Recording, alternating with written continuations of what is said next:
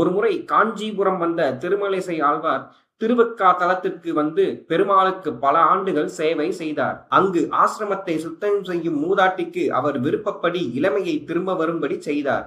இவளது அழகில் மயங்கிய பல்லவ மன்னன் தன் மனைவியாக்கி கொண்டான். காலம் சென்றது. மன்னன் வயதில் முதியவனானான். ஆனால் அவளது மனைவியே என்றும் இளமையுடன் இருந்தாள். இதனால் கவலைப்பட்ட மன்னன் தனக்கும் இளமை வேண்டும் என விரும்பினான். எனவே ஆழ்வாரின் சீடரான கணிக்கண்ணனிடம் தனக்கும் இளமையாகும் வரம் வேண்டும் என வேண்டினான்.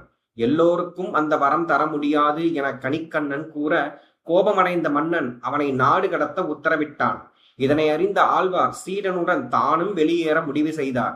இந்த பெருமாளிடம் நாங்கள் இல்லாத இடத்தில் உனக்கும் வேலை இல்லை, எனவே நீயும் எங்களிடம் வந்துவிடு என்று கூறினார். பெருமாளும் தன் பாம்பு படுக்கையை சுருட்டி கொண்டு ஆழ்வாருடன் சென்றார். இதனால் தான் இந்த பெருமாளுக்கு சொன்ன வண்ணம் செய்த பெருமாள் என்ற திருநாமம் வழங்கப்பட்டது.